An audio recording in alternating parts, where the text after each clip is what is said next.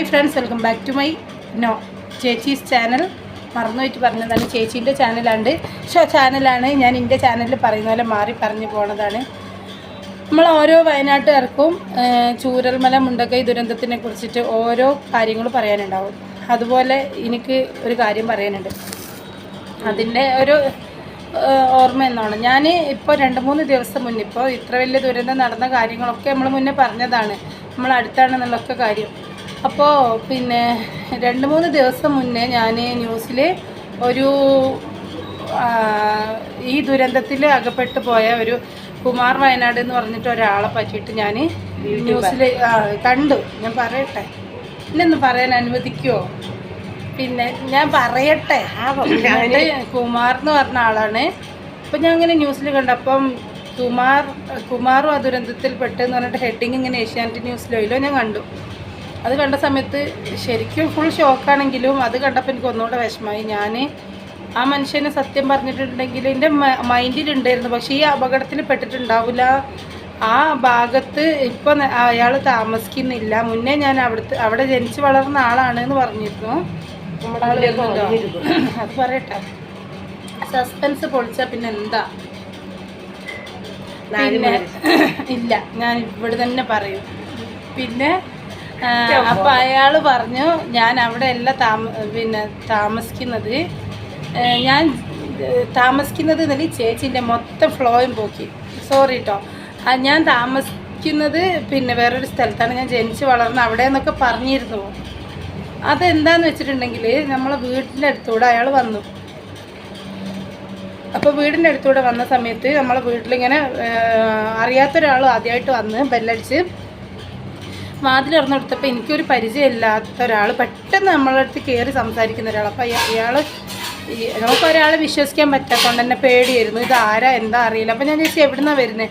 ഞാൻ മേപ്പാടി നിന്നാണ് വരുന്നത് എന്ന് പറഞ്ഞു. ചേച്ചി സൗണ്ട് നോക്കി.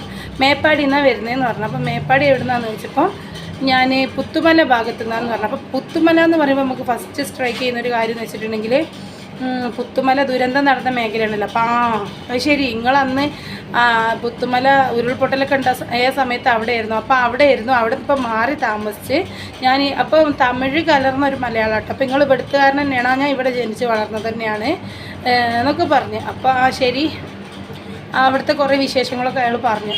ആ സമയത്ത് എന്നോട് പറഞ്ഞ്, എനിക്കൊരു യൂട്യൂബ് ചാനലുണ്ട്. പിന്നെ യൂട്യൂബ് ചാനലിനെ പറ്റി പറയാൻ കാരണം, ഇയാൾ അന്ന് വന്നത് എന്തിനാന്ന് വെച്ചിട്ടുണ്ടെങ്കിൽ സംഭാവന, ഒരു കൂപ്പണൊക്കെ മുറിച്ചിട്ട് എനിക്ക് തന്നിട്ടുണ്ടായിരുന്നു, ഒരു സംഭാവനയ്ക്ക് വേണ്ടിയിട്ടാണ്. അപ്പോൾ അവർ കുറച്ച് ആളുകൾ പിന്നെ എന്തോ ചാരിറ്റിയോ എന്തോ സംഭവം നടത്തിയിരുന്നു. അപ്പോൾ അതിലേക്ക് കുറച്ച് സംഭാവന ചോദിച്ചിട്ടാണ് വന്നത്. അപ്പോൾ ആ സംഭാവന കൊടുക്കുകയും ചെയ്തു. അപ്പോൾ എന്നോട് പറഞ്ഞ് ഞങ്ങളെ സപ്പോർട്ട് ഉണ്ട്. അപ്പോൾ എനിക്കൊരു വിശ്വാസക്കുറവ് പോലെയും തോന്നി, ഒരാളെ വിശ്വസിക്കാൻ പറ്റില്ലല്ലോ. അപ്പോൾ ഇയാളെ കണ്ടിട്ടുണ്ടെങ്കിൽ സത്യം പറഞ്ഞാൽ ഇപ്പോഴാണ് ഒന്നുകൂടെ അത് വ്യക്തമാവുന്നത്. ആൾ ഭയങ്കര നിഷ്കളങ്കനാണ്. പക്ഷേ നമുക്ക് എല്ലാവരും അറിയാത്തത് കൊണ്ട് ഒരു പേടിയോടെയാണ് നോക്കിയിരുന്നത് അന്ന് ഞാൻ. അപ്പോൾ ഞാൻ ചോദിച്ചു, നിങ്ങളെ പേരെന്താ? ഇങ്ങനെ ശക്തമായിട്ട് ചോദിച്ച്. ഞാൻ ഇയാളെന്തെങ്കിലും കള്ളത്തരാണോ എന്ന് അറിയാൻ വേണ്ടിയിട്ടാണ് ഞാൻ ചോദിക്കുന്നതെന്ന് അയാൾക്ക് മനസ്സിലായി. അപ്പം മനസ്സിലായപ്പോൾ അയാൾ എന്നോട് പറഞ്ഞ്, നിങ്ങളൊരു കാര്യം ചെയ്യേ, എനിക്കൊരു യൂട്യൂബ് ചാനലുണ്ട്, യൂട്യൂബ് ചാനലിൽ കയറി നോക്കിയാൽ ഞാൻ ആരാന്ന് നിങ്ങൾക്ക് മനസ്സിലാവും, എൻ്റെ നാട്ടുകാരൊക്കെ ഉണ്ടായില്ല എന്നൊക്കെ പറഞ്ഞു. ഓക്കെ, എന്താ പേര്? അപ്പോൾ യൂട്യൂബ് ചാനലുണ്ട് പറയുമ്പോൾ എനിക്ക് ഇൻട്രസ്റ്റ് ആയി. കാരണം അപ്പോഴേ എനിക്കൊരു സ്വന്തമായിട്ടൊരു യൂട്യൂബ് ചാനൽ അപ്ലൈ ഉണ്ട്. അത് ശരി. അപ്പം പിന്നെ യൂട്യൂബ് ചാനലുണ്ട് എന്ന് ഒരാൾക്ക് ചാനലുണ്ട് പറയുമ്പോൾ എനിക്കത് ഭയങ്കര ഇൻട്രസ്റ്റ് ആയിട്ട് ഞാൻ ചോദിച്ചു, എന്താ ചാനലിൻ്റെ പേര്? കുമാർ വയനാട് എന്നാണ് എന്ന് പറഞ്ഞു. അങ്ങനെ കുമാർ വയനാട്. അപ്പോൾ എന്നോട് കുറേ കാര്യങ്ങൾ ചോദിച്ചു, എങ്ങനെ പൈസ കിട്ടുന്നുണ്ടോ, നിങ്ങൾക്ക് വരുമാനം ഉണ്ടോ? എനിക്ക് വരുമാനം കിട്ടണമെന്ന് ആഗ്രഹമുണ്ട്, അപ്പോൾ എന്തൊക്കെയാണ് ചെയ്യേണ്ടത് കാര്യങ്ങളൊക്കെ പറഞ്ഞപ്പോൾ ഞാൻ തമ്മിലും ഹെഡിങ് കുറച്ച് കാര്യങ്ങളൊക്കെ ഇങ്ങനെ പറഞ്ഞു കൊടുത്ത്. അപ്പോൾ ഓക്കെ ശരി എന്ന് പറഞ്ഞിട്ട് പിന്നെ എൻ്റെ ചാനൽ ചോദിച്ചു. ഞാൻ പറഞ്ഞു എനിക്കൊരു ചാനലുണ്ട്. അപ്പോൾ എൻ്റെ ചാനലിൻ്റെ അടിയിൽ വന്ന് മൂപ്പര് കമൻറ്റൊക്കെ ചെയ്തിട്ടുണ്ടായിരുന്നു.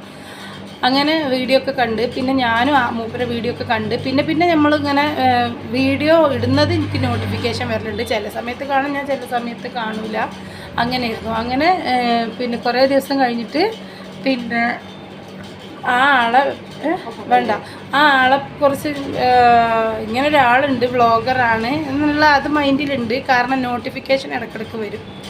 ഞാൻ വീഡിയോ കണ്ടിട്ടുണ്ട്, അയാൾ 3-4 വീഡിയോ കണ്ടിട്ടുണ്ട്. അപ്പോൾ ഞാൻ എസ്റ്റേറ്റിലത്തെ ആളുകളെ ഒരു കേക്ക് മുറിക്കുന്ന വീഡിയോ കണ്ട്, അതൊക്കെ ഞാൻ കണ്ടിട്ടുണ്ട്. അപ്പോൾ അങ്ങനെ ഞാൻ ആ മൈൻഡിൽ ആ ആളവിടെ ഉണ്ട്. പക്ഷേ ഈ 2-3 ദിവസം മുന്നേ ആണ് ഈ മനുഷ്യനും അതിൽ അകപ്പെട്ട് പോയിട്ടുണ്ട് എന്ന് ഞാൻ അറിഞ്ഞു.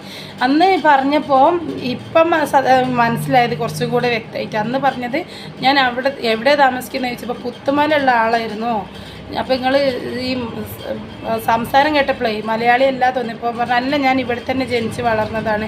പിന്നെയെന്ന് വെച്ചിട്ടുണ്ടെങ്കിൽ ആ ഒരു ബോർഡർ ഏരിയയാണ്, പിന്നെ അവിടുന്ന് അങ്ങോട്ട് പോയാലും അതുകൊണ്ടാണ് ഈ തമിഴ് ടച്ച് വരുന്നത് ഇവർക്ക് സംസാരത്തിന്. അപ്പോൾ പറഞ്ഞ് ഞങ്ങൾ പുത്തുമലയിൽ ഉരുൾപൊട്ടലുണ്ടായപ്പോൾ അവിടുന്ന് മാറിയിട്ട് ചൂരൽമലയ്ക്ക് താമസിച്ചവരാണ്. പക്ഷേ പാവങ്ങൾ ഇതിൽ പെട്ടുപോയി, ഭാര്യയും ഇയാളും മരിച്ചിട്ടുണ്ട് എന്ന് പറഞ്ഞത്. അയാൾ സത്യത്തിൽ ആ നിഷ്കളങ്കതയിൽ കുറേ വീഡിയോ ചെയ്തിരുന്നു. അയാളുടെ ചാനൽ കുമാർ വയനാട് എന്ന് അടിച്ചു നോക്കിയാൽ ഇപ്പം യൂട്യൂബിൽ ഇപ്പം മരിച്ചതിന് ശേഷം നല്ല റീച്ച് വന്നിട്ടുള്ളൊരു ചാനലാണ്. കാരണം ന്യൂസിൽ കണ്ടിട്ട് അതേതാ വ്ളോഗർ ആ നാട് അയാളിലൂടെ കാണാനെന്നുള്ളതിൽ എല്ലാവരും സെർച്ച് ചെയ്യുന്നൊക്കെ ഉണ്ട്. ഇതാണ് കേട്ടോ ഇന്ന് പറയാനുള്ള കാര്യം. അപ്പോൾ ചേച്ചിക്ക് അറിയില്ലായിരുന്നു ഞാൻ ഇതാ പറയാൻ പറ്റുന്നത്. കാരണം അയാൾ ചേച്ചീൻ്റെ വീട്ടിലൊക്കെ അന്ന് വന്നിട്ടില്ലായിരുന്നോ, അയാളെ പറ്റിയിട്ട് പിന്നെ കുറേ വീഡിയോൻ്റെ താഴെ വന്ന് എന്തറിയോ, പിന്നെ അയാൾക്ക് ചെറിയ തുച്ഛമായ എന്തോ പിന്നെ കൂലിയൊക്കെ ഉള്ളൂ. ആ കൂലിയിൽ നിന്ന് എത്രയോ ആളെ സഹായിക്കുന്ന മനുഷ്യനാണ്. അപ്പം അവിടെ ഒരുപാട് ശരിക്കും പറഞ്ഞിട്ടുണ്ടെങ്കിൽ വയനാട്ടിലെ ഒരു നല്ല ആളുകൾ, മോശം ആളുകൾ നല്ല ആളുകൾ എന്നല്ല, പക്ഷെ ഭയങ്കര നിഷ്കളങ്കരായ മനുഷ്യരാണ് അവിടുത്തത്. ശരിക്കും ഈ പാടിയിൽ ലയങ്ങൾ എന്ന് പറഞ്ഞ വാർത്തയിലൊക്കെ പറയണ്ടല്ലോ, ഇവിടുന്ന് എല്ലാവരും പറയും പാടിയെന്നാണ്. ഈ എസ്റ്റേറ്റ് ഭാഗം പാടിയിലൊക്കെ താമസിക്കുന്നവർക്ക് ഭയങ്കര ഒത്തൊരുമയും ജാതി മതം അതിൻ്റെ അതിരുകൾ ഒരേ കൈ കടത്തിയിട്ടുണ്ടാവില്ല. ശരിക്കും അത്രയും ഒത്തൊരുമ അവർക്ക് അല്ലേ. ഒരു മുസ്ലിങ്ങൾ ഹിന്ദുക്കൾ ക്രിസ്ത്യാനികൾ അങ്ങനെ വേർതിരിവ് ഉണ്ടാവില്ല. എനിക്ക് നേരിട്ട് അറിയാം. അതുകൊണ്ടാണ് പക്ഷെ എനിക്ക് തോന്നുന്നു പിന്നെ താമസിക്കാൻ തുടങ്ങിയിട്ടുണ്ട് അവിടുന്ന്. പക്ഷെ ഓരോ നാടുപോലും അവർക്ക് എവിടെ ഉൾക്കൊള്ളാൻ പോലും പറ്റൂല. ഓരോ സംസ്കാരം അങ്ങനെ. വയനാട്ടില് ഈ പിന്നെ ചായ എസ്റ്റേറ്റിൽ താമസിക്കുന്നവരും അല്ലാതെ കുറച്ച് ടൗൺ ഏരിയയിൽ താമസിക്കുന്നവരും ഈ സംസ്കാരം ഭയങ്കര മാറ്റമുണ്ട് ഇല്ലേ, മാറ്റമുണ്ട്. അവിടെ ശരിക്കും പറഞ്ഞാൽ ഭയങ്കര നിഷ്കളങ്ക. അന്നെന്നുള്ളതെന്നല്ല, ഒരു നല്ല റിച്ച് ആയിട്ട് തന്നെ ജീവിക്കുന്ന ദിവസം പണിയെടുത്ത ആ പൈസ. പക്ഷെ അങ്ങനല്ല, ഓരെന്ന് പറഞ്ഞിട്ടുണ്ടെങ്കിൽ പിന്നെ ഓർക്ക് ഭയങ്കര സ്നേഹിക്കും ചേച്ചി അല്ലേ. നമ്മളെ ഇവിടുത്തെ ഒരു ചുരുക്കി പറഞ്ഞിട്ടുണ്ടെങ്കിൽ നമ്മളെ താമസിക്കുന്ന ഒരു ഏരിയയിലെല്ലാം ഈ നമ്മളെ ഷോപ്പിൻ്റെ ചുറ്റുള്ള ഏരിയയിലൊക്കെ നോക്കിയിട്ടുണ്ടെങ്കിൽ അടുത്തടുത്ത് വീടുണ്ടെങ്കിൽ പോലും ഫോൺ വിളിച്ചിട്ടായിരിക്കും ആ വീട്ടിലത്തെ കാര്യങ്ങൾ കൂടുതലും അറിയുന്നത്. പക്ഷെ അവിടെ ഒന്നും അതിൻ്റെ ആവശ്യമില്ല. അന്ന് ഈ ഉരുൾപൊട്ടുന്ന ദിവസം ഒരു പെണ്ണുങ്ങൾ പറയുന്നത് ഞാൻ കേട്ട്, അപ്പുറത്തെ ഒരു എന്തോ മഴ ഇങ്ങനെ പെയ്യുന്ന സമയത്ത് പറയുന്നുണ്ടെന്ന്. പിന്നെ ഓര് വിളിച്ച് പറയും മോളെ ഞങ്ങൾ കിടക്കാൻ പോകട്ടോ, നിങ്ങൾ കിടന്നോന്ന്. സാധാ അപ്പോൾ ഓർക്ക് അത് അന്നത്തെ ഒരു പതിവില്ലാത്ത ചോദ്യമല്ല. ഓരെന്നും ഉറങ്ങാൻ പോകുമ്പോൾ അപ്പുറത്തെ വീട്ടിലേക്ക് നിങ്ങൾ കിടന്നോ, അല്ല ഇത് വീട് തന്നെയാ. ആ വീട്ടിൽ നിന്ന് ഈ വീട്ടിലേക്ക് വിളിച്ച് മോളെ കിടന്നോ ചോദിച്ചിട്ടാണ് കിടക്കാൻ പോവുക. അങ്ങനത്തെ വിശേഷങ്ങളൊക്കെ പറഞ്ഞിട്ട് അങ്ങനെ കഴിഞ്ഞൊരു നാടാണ് അത്. ഈ മനുഷ്യൻ്റെ വീഡിയോയിലും കൂടി കുറച്ച് കണ്ടാൽ മനസ്സിലാവും. ഇപ്പോഴും അവരെ പറ്റി ഒന്നും പറയാനില്ല. കുറേ കബറുകളും മറവ് ചെയ്ത സ്ഥലങ്ങളൊക്കെ കാണുമ്പോൾ ശരിക്കും മരവിച്ച മനസ്സോടെയാണ് ഇപ്പോഴും കാണുന്നത്. കിട്ടാത്ത എത്രയോ ആൾക്കാരുണ്ടല്ലേ. കണക്കിൽ ഇങ്ങനെ 500-200 ആളെ കാണുന്നില്ല, പിന്നെ 400 ആളെ കിട്ടിയെന്നൊക്കെ പറയുമ്പോഴും അതൊന്നല്ല. സത്യത്തിൽ നമുക്ക് ചിന്തിച്ചാൽ തന്നെ അറിയാം ഒരുപാട് ആളുകൾ അവിടെ മണ്ണിൻ്റെ അടിയിലാണ്. പിന്നെ കൈക്കുഞ്ഞുങ്ങളുടെ പിന്നെ ഇതൊന്നും ലിസ്റ്റിൽ ഉണ്ടാവില്ലല്ലോ. റേഷൻ കാർഡിൽ ചേർക്കാത്ത എത്ര ആളുണ്ടാവും. പ്രസവിച്ച് 40-40 കുട്ടികളൊക്കെ ഉണ്ട് ഇതില്. അതൊന്നും കണക്കിലില്ല. എന്തൊക്കെ അനുഭവിച്ചിട്ടുണ്ടാവോ ഒന്നും എനിക്ക് പറയാൻ വാക്കുകൾ. പിന്നെ വേറെ ഒരു കാര്യം, അവിടെ പിന്നെ ഇപ്പോ ജസ്റ്റ് അവര് പോവാത്ത വീടുകളിൽ ചെല്ലുമ്പോൾ അവിടെ അവർക്ക് നിൽക്കാൻ പറ്റാത്ത സ്മെല്ലാന്നാ പറയുന്നത്. അസഹനീയമായ സ്മെല്ലാണ്. അന്ന് ഇനി പറഞ്ഞിട്ട് കാര്യമില്ല. അപ്പം നമ്മൾ ഇന്നത്തെ വീഡിയോ വൈൻഡപ്പ് ചെയ്യാണ്. കൂടുതൽ അതിനെ പറ്റിയിട്ടൊന്നും പറയുന്നില്ല. അപ്പോൾ താങ്ക്സ് ഫോർ ചാനൽ. ചേച്ചീനെ സപ്പോർട്ട് ചെയ്യുക, ചേച്ചീൻ്റെ ചാനൽ വിജയിപ്പിച്ച് കൊടുക്കുക. ഈ കാര്യം നമ്മൾ വിജയിപ്പിക്കാൻ വേണ്ടി പറഞ്ഞതെന്നല്ല, ഇങ്ങനെ നല്ലൊരു മനുഷ്യനായിരുന്നു അയാൾ. ഇങ്ങോട്ട് വന്നിരുന്നു. ഞാൻ ഈ വിഷയം പറയുന്നതെന്ന് ചേച്ചി അറിഞ്ഞിട്ടോ ഇല്ല, കാരണം എൻ്റെ മനസ്സിൽ തോന്നിയതാണ്. ഇത് ഷെയർ ചെയ്യണം. കാരണം ഷെയർ ചെയ്യണം എന്ന് പറഞ്ഞാൽ അങ്ങനെ ഒരു മനുഷ്യനായിരുന്നു അത്. അതുകൊണ്ട് എൻ്റെ മനസ്സിലുള്ള കാര്യം ഷെയർ ചെയ്യണം എന്നാണ് ഞാൻ ഉദ്ദേശിച്ചത്. വീഡിയോ ഷെയർ ചെയ്യുന്ന കാര്യമല്ല. വീഡിയോ നിങ്ങൾക്ക് ഇഷ്ടമുണ്ടെങ്കിൽ കാണുക, ഇഷ്ടപ്പെട്ടാൽ ലൈക്ക് ചെയ്യുക. ചാനൽ ആദ്യമായിട്ട് കാണുന്നവർ ചേച്ചീനെ സബ്സ്ക്രൈബ് ചെയ്തിട്ട് സപ്പോർട്ട് ചെയ്യുക. അപ്പോൾ താങ്ക്സ് ഫോർ വാച്ചിങ്. പുതിയൊരു വീഡിയോ ആയിട്ട് പിന്നെ വരാം. ബൈ.